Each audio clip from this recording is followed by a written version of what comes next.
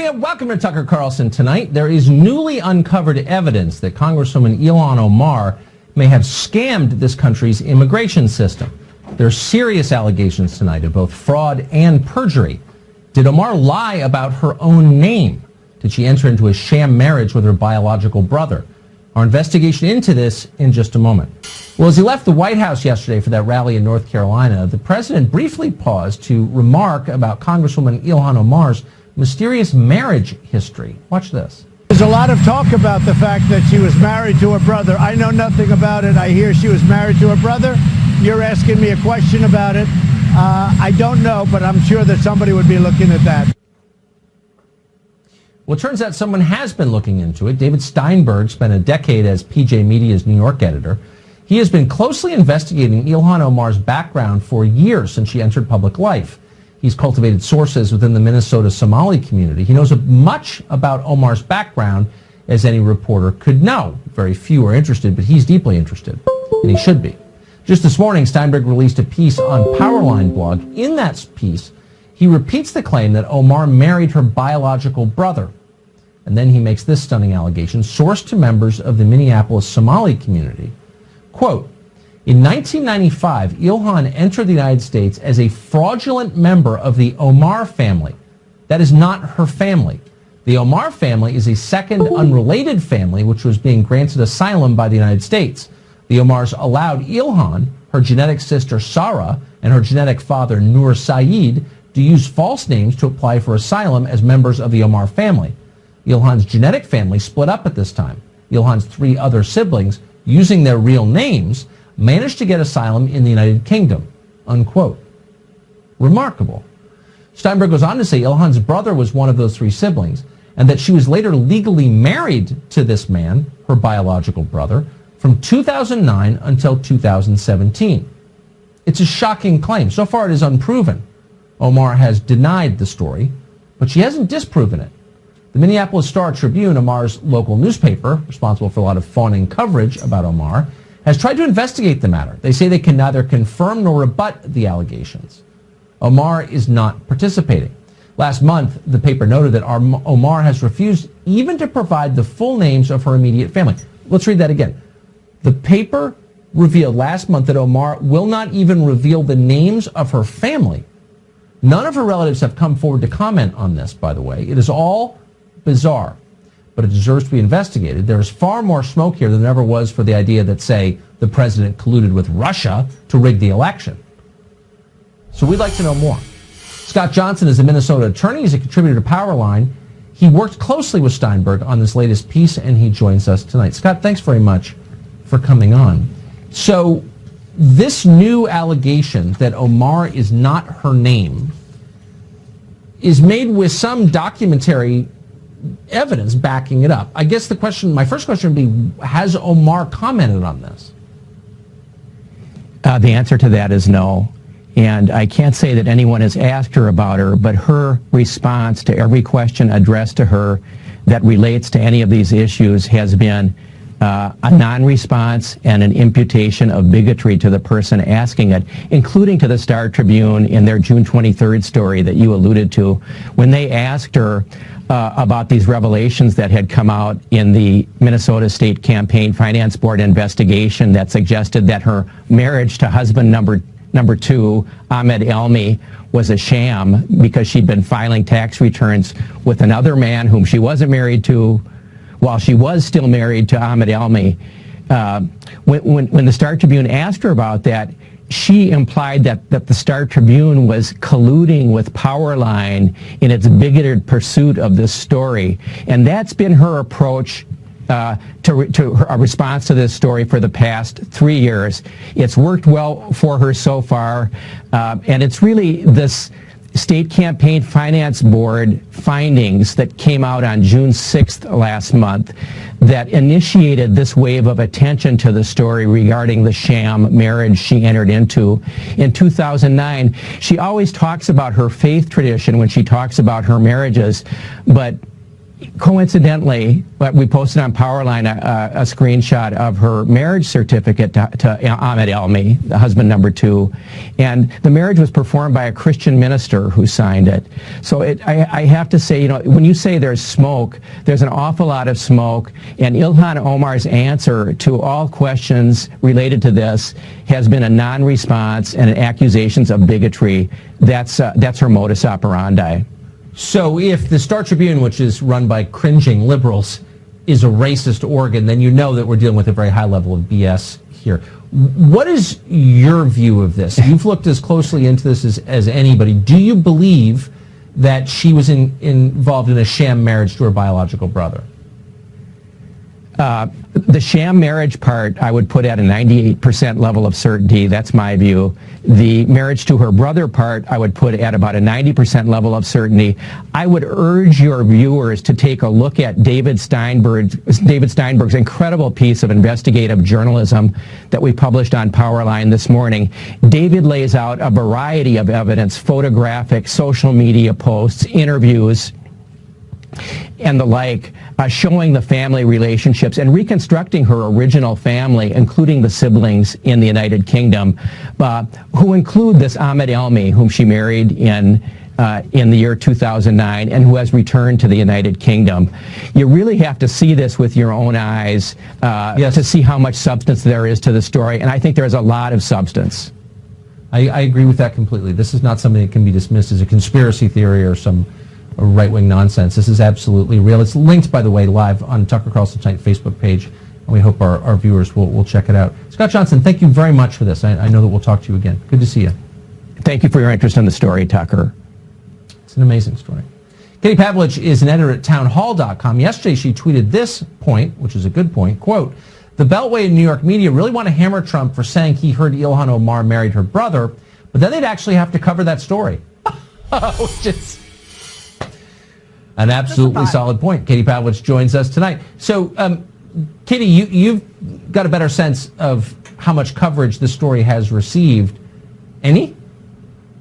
Well, in terms of coverage, you see the White House press corps, including Jim Acosta, coming to Ilhan Omar's defense yesterday when the president raised this point, which, as the journalist you just had on laid out all of the evidence that they have found that certainly deserves further inspection. Jim Acosta says, well, because Ilhan Omar has denied it and accused anybody who asks questions about it of bigotry and Islamophobia and of misogyny, that it's over. There's nothing to talk about. But Tucker, this is not about Ilhan Omar's personal life. She wants it to be about that. She's saying, you're interested in my personal life, my marriages.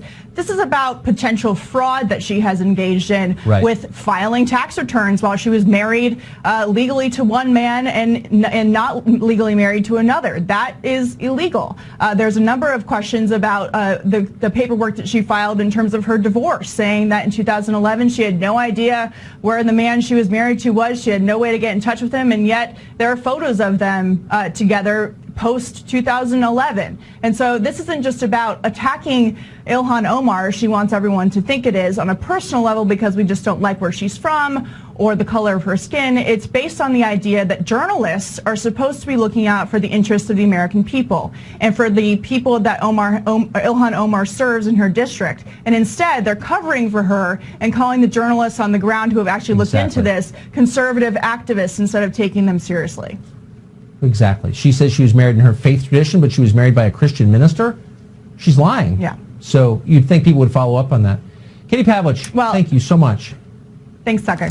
Breaking new details in the curious case of Congresswoman Ilhan Omar and the alleged marriage to her own brother. Can that be true? Why is the media ignoring this story? The man who kicked off the entire investigation blows the whistle. Next. Well, there's a lot of talk about the fact that she was married to her brother. I know nothing about it. I hear she was married to her brother. You're asking me a question about it.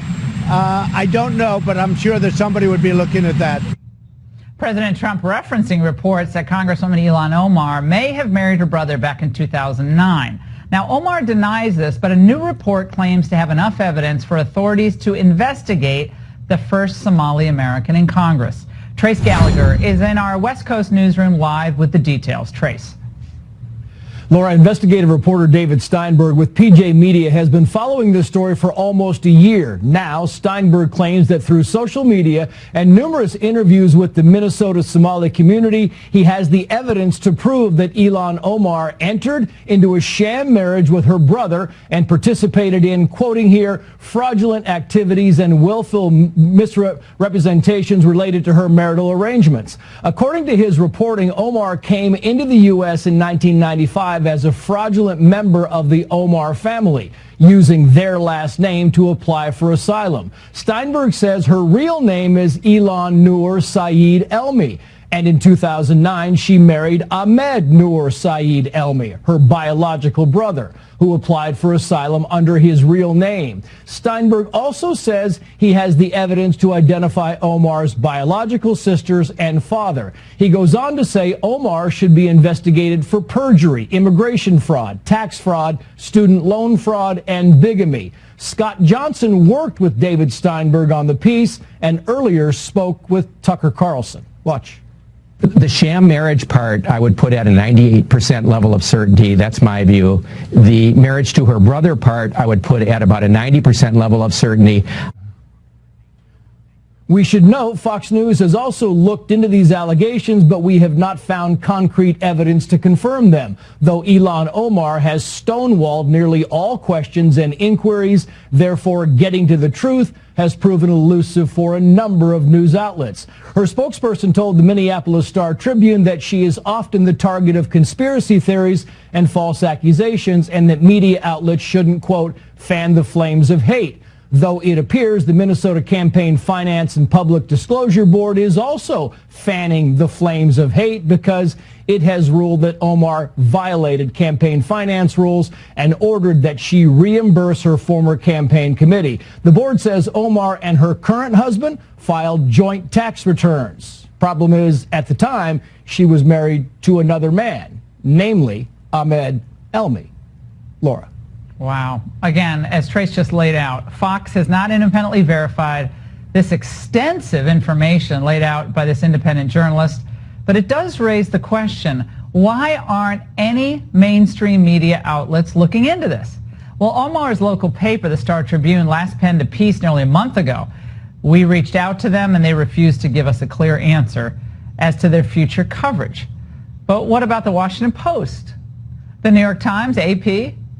You'd think that, issues over naturalization, immigration status of a member of Congress who's become so prominent, so powerful, so fast would be of interest to the media. Just any glimmer of curiosity? Here now, the man who actually launched this investigation in the first instance, Minnesota State Rep Steve Drazkowski. Steve, what is behind the larger media blackout on this? Well, Laura, thank you. Actually, David Steinberg and others have been working on this for about 3 years now, and they have really spoon-fed this to the media. But when you've got media like the Minneapolis Star-Tribune in Minneapolis here that has a giant fawning portrait of Ilhan Omar hanging on their lobby wall, and I'm going to say that again, I mean that literally. They have a portrait, a large portrait of Ilhan Omar hanging on their lobby wall in the Star-Tribune office. And so we got to get a copy of that.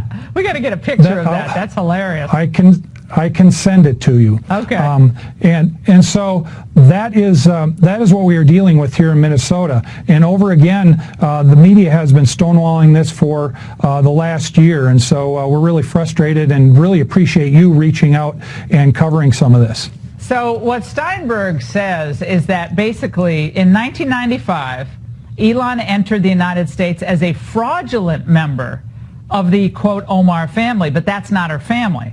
The Omar family is a second unrelated family which was being granted asylum by the United States. The Omars allowed Ilhan, her genetic sister Sahra, and her genetic father Noor Saeed to use false names to apply for asylum as members of the Omar family. Ilhan's genetic family split up at this time. Ilhan's 3 other siblings, using their real names, managed to get asylum in the UK. That's just really bizarre, but I think people have to realize that entire villages from Somalia were basically brought into the United States as part of this new refugee plan to bring in, and now there are about 90,000, correct? 80, 90,000 members of Somali community in the St. Paul, Minneapolis area. But that's quite a story of, I guess, you're trying to like allegedly freeload on someone else's asylum claim and just piling onto that family tree to get into the country. Yeah, if that's the case, do you lose your naturalization if it's discovered that you came in under false pretenses? Yeah, I don't know the answer to that, and that's why we really need an investigation here, and we've been clamoring for one. The interesting part is the family situation, Laura. It's been described as this complicated thing, but really it's simple. Ilhan Omar and her have stayed together with the same guy since they were teenagers, and they had 2 kids, and they eventually had a third, but they had 2 kids, and then decided to go to NDSU to college. Her brother from England came over and lived with the whole family during the time they were in college, and then her brother left and went back to the UK. And so the sham marriage stayed intact until 2017, when it became an inconvenience politically, and she had to disband it at that point. I mean, wow. That's all I can say. How do the people in Minnesota think about it? I was just in Minnesota for about 8 days, and I see people just roll their eyes when you mentioned her name. It wasn't a scientific study, but I just asked a bunch of people. But what do people in her district? Is she really popular still? You know, I don't spend a lot of time in her district, but I expect it's about an 80% Democrat district, and so I suspect that she is. I can tell you in Minnesota, outside of that district, it's probably about 80 or 90% that would like her to have a full investigation. All right, Steve, thanks so much.